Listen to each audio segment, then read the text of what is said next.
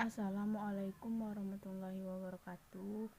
Baiklah, kami dari kelompok diare akan mempresentasikan hasil diskusi kelompok kami, yaitu tentang asuhan keperawatan diare pada anak, yang terdiri dari Fitriani, Weli Dasmulyana, Novita Dopi, saya sendiri sebagai moderator, dan Dedi Sumariansyah.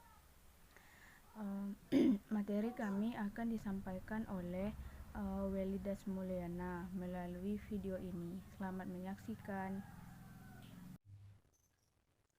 Assalamualaikum warahmatullahi wabarakatuh. Alhamdulillah pada kesempatan ini kita masih bertemu. Semoga semuanya dalam keadaan sehat. Hari ini saya akan menjelaskan tentang asuhan keperawatan diare pada anak. Mungkin kakak-kakak semua sudah tahu apa itu diare. Di sini saya akan mengulang dan mengulas kembali tentang apa itu diare. Diare ini adalah seringnya frekuensi buang air besar lebih dari biasanya dengan konsistensi yang lebih encer. Itu menurut Rekawati Susila Ningrum 2013.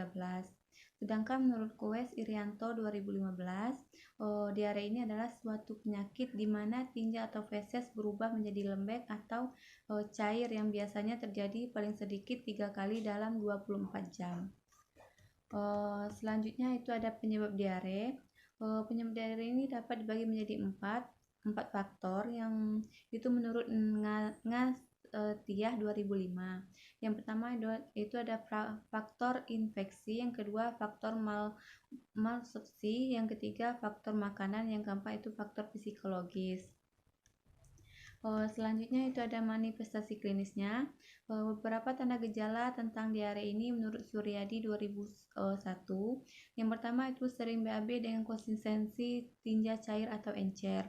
Yang kedua, terdapat luka, tanda, dan gejala dehidrasi, turgor kulit jelek, elastis kulit atau kulit menurun, ubun-ubun dan mata cekung, membran mukosa kering.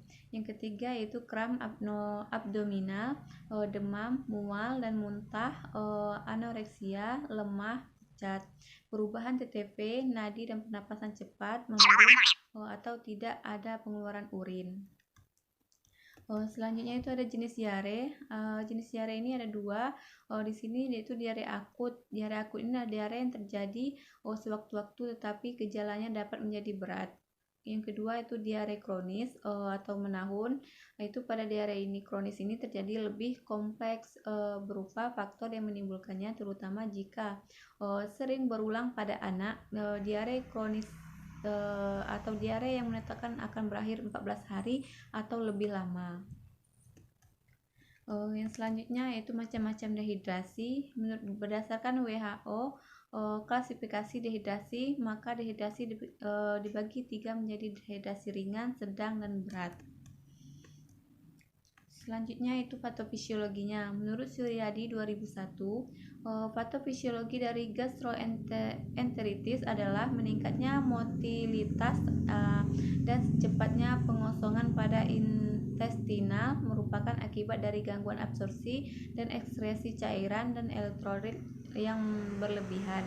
Cairan sodium, potasium, dan bikarbonat berpindah dari rongga ekstraseluler ke dalam tinja sehingga mengakibatkan dehidrasi, kurang elektrolit, dan dapat terjadi asidosis metabolik. Untuk lebih lengkapnya dapat dilihat pada makalah halaman 6. Dan selanjutnya pathway dapat kita lihat pada makalah halaman 7. Selanjutnya itu ada pemeriksaan penunjang.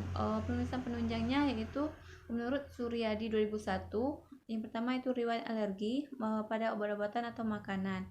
Yang kedua, pemeriksaan distribusi duodenum. Yang ketiga, pemeriksaan elektrolit dan kreatinin. Yang keempat, pemeriksaan tinja, pH, leukosit, glukosa, dan adanya gula dan adanya darah. Selanjutnya itu pengkajian. Adapun pengkajian pada asuhan keperawatan ini yang pada anak ini yaitu ada pengkajian identitas, aktivitas, istirahat, sirkulasi, integritas ego, eliminasi, makanan, hygiene, nyeri atau kenyamanan, keamanan, interaksi sosial, seksualitas, dan penyuluhan atau pembelajaran. Adapun diagnosa yang kami angkat di sini ada dua diagnosa. Yang pertama itu resiko ketidakseimbangan elektrolit berhubungan dengan output yang berlebihan dan intake yang kurang. Yang kedua, gangguan eliminasi BAB diare berhubungan dengan peningkatan frekuensi defekasi. Adapun selanjutnya itu menurut dalam SLKI, luaran utamanya diagnosa 1 ini yaitu luaran utamanya keseimbangan elektrolit. Itu dapat dilihat di SLKI halaman 183. Luaran tambahannya itu eliminasi bekal halaman 23. Yang keduanya itu fungsi gastrointestinal halaman 25. Setelah dilakukan tindakan keperawatan 3 kali 24 jam, ketidakseimbangan elektrolit menjadi memburuk dan cukup membaik. Kriteria hasilnya yang pertama, serum natrium memburuk 1 menjadi serum natrium cukup membaik 4. Yang kedua, serum kalium memburuk 1 menjadi serum kalium cukup membaik 4. Yang ketiga, keluhan defekasi lama dan sulit meningkat 1 menjadi keluhan defekasi lama dan sulit menjadi cukup menurun 4. Dan sikinya yaitu halaman 508 dan 240. Yang pertama yaitu pemantauan elektrolitnya, itu ada tindakan observasi. Observasinya itu identifikasi kemungkinan penyebab ketidakseimbangan elektrolit. Yang kedua, monitor kadar elektrolit serum. Yang ketiga, monitor mual, muntah, dan diare. Selanjutnya, monitor kehilangan cairan, monitor tanda hipertermia, misalnya mual, muntah. Selanjutnya itu monitor tanda dan gejala hipoglycemia. Adapun terapeutiknya itu ada atur interval waktu pemantauan sesuai dengan kondisi. Yang kedua, dokumentasi hasil pemantauan jika perlu. Adapun edukasinya itu jelaskan tujuan dan prosedur, dan selanjutnya informasikan hasil pemantauan. Selanjutnya yaitu SIKI dan SLKI diagnosa 2. SLKI-nya yaitu halaman 58 dan 155, 25 dan halaman 41. Adapun luaran utamanya itu eliminasi bekal halaman 155. Luaran tambahannya yaitu fungsi gastrointestinal halaman 25. Keseimbangan cairannya halaman 41. Setelah dilakukan tindakan keperawatan 3 kali 24 jam, eliminasi BAB diare menjadi menurun dan cukup meningkat. Kriteria hasilnya yaitu yang pertama, kontrol pengeluaran feses menurun 1 menjadi kontrol pengeluaran feses cukup meningkat 4. Yang kedua, frekuensi BAB memburuk 1 menjadi frekuensi BAB cukup membaik 4. Yang ketiga itu konsistensi feses memburuk 1 menjadi konsistensi feses cukup membaik 4. Selanjutnya SIKI itu halaman 456 dan 164. Manajemen diare halaman 164. Tindakannya, observasinya itu identifikasi penyebab diare, identifikasi riwayat pemberian makanan, identifikasi gejala invaginasi, monitor warna, volume, frekuensi, dan selanjutnya itu monitor keamanan penyiapan makanan, dan selanjutnya itu ada terapeutik, itu berikan asupan cairan oral, pasang jalur intravena, berikan cairan intravena, ambilkan sampel darah untuk pemeriksaan darah lengkap dan elektrolit.